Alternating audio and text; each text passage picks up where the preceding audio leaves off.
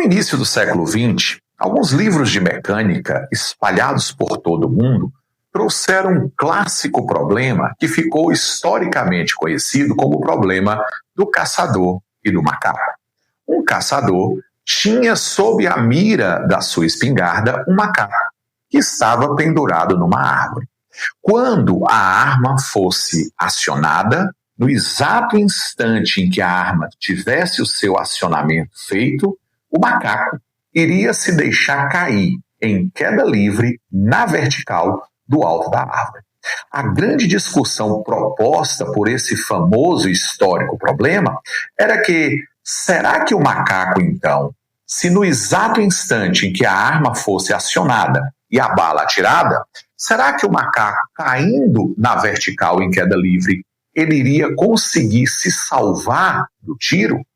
Esse problema ele foi reformulado para uma ideia mais eticamente correta nos tempos atuais, onde seria então um naturalista com seu dardo tranquilizante apontado para o macaco. E a pergunta continuou a mesma. Será que na hora que o dardo fosse acionado e o macaco deixasse cair em queda livre, ele conseguiria fugir do dardo? O dardo iria acertá-lo ou não? Essa imagem que nós estamos colocando aqui no lado, você pode acompanhar, mostra-nos a resposta desse histórico e curioso problema. O macaco, ele não vai conseguir se salvar.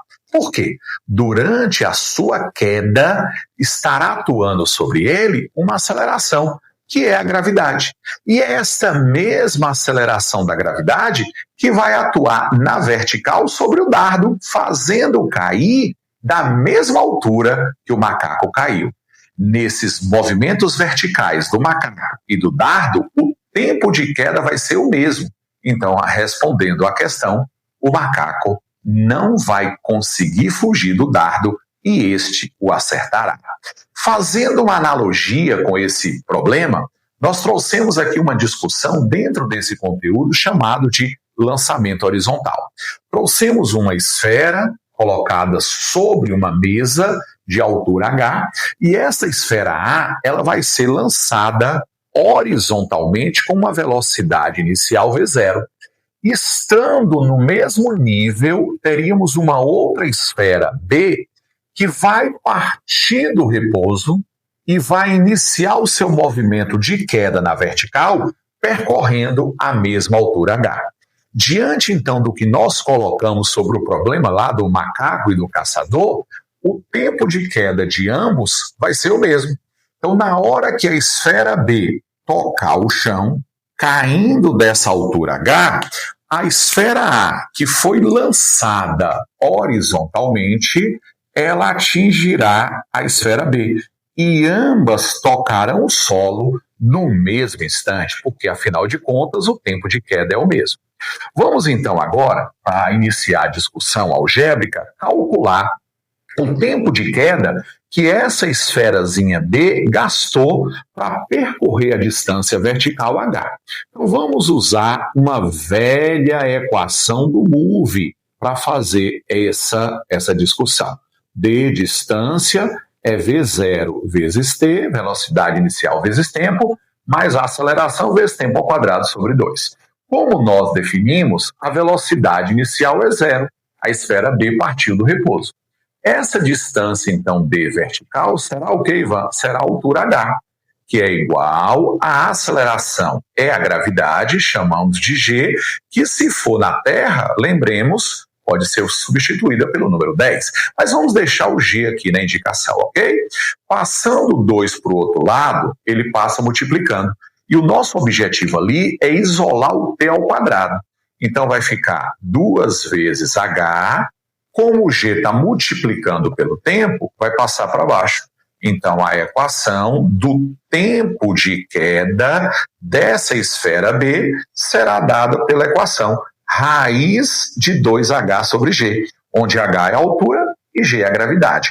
Claro, se você quiser também, você pode dar uma arrumada nessa equação, lembrando que a gravidade da Terra é 10. Ô Ivan, se o problema for na Terra, então isso aqui fica mais simples, né? Porque g é 10, 2 e 10 aqui eu simplifico, o tempo poderia ser, para o planeta Terra, H sobre 5, ok? Então mostramos que o tempo de queda de um objeto que cai na vertical é raiz de 2H sobre G. Aí a gente vem aqui agora para outra esferazinha, a esfera A, que foi lançada horizontalmente. E aí o tempo de queda dela vai ser o mesmo que foi para a esfera B, raiz de 2H sobre G, já que a altura H foi a mesma. Só que nós precisamos definir quem vai ser esse alcance. O alcance é, portanto, como você observa no desenho, a distância horizontal que a esfera A atingiu. Então, se é horizontal, você vai se lembrar lá das nossas discussões do lançamento oblíquo que o movimento é uniforme. E, portanto, a equação que nós vamos usar é essa, famoso Deus vê tudo. Mas espera aí, quer dizer que na horizontal é movimento uniforme? Recorda da aula anterior? Mas só para reforçar a ideia, vamos lembrar o seguinte: se o corpo é lançado horizontalmente, depois que ele abandona a mesa, não havendo resistência do ar, quais são as forças que atuam sobre ela? É somente o peso, isso, né? Somente o peso. Então, na vertical, existe uma força que é o peso, existe uma aceleração que é a gravidade. Então, na vertical, nós temos um moving. Só que na horizontal não tem força. O objeto vai para frente por inércia, e inércia não é força. Lembram das discussões feitas na aula anterior? Então, se é na horizontal, a força resultante é zero. A aceleração é zero. Portanto, na horizontal, aqui está, o movimento é uniforme.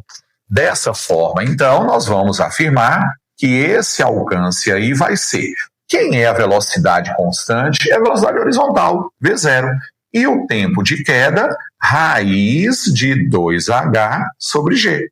Então pronto. Com essa equaçãozinha aqui, nós conseguimos calcular o alcance dessa esferazinha A no lançamento horizontal. Então é muito importante que você enxergue, para facilitar o seu entendimento, que o lançamento horizontal ele está dentro do lançamento oblíquo. Sério, Ivan? Sério? Deixa eu fazer um desenho aqui para te mostrar. Se um corpo foi lançado obliquamente, o que acontece? Se eu pegar só a partir do momento em que ele está saindo do topo, ele sai do topo apenas com uma velocidade horizontal, lembra?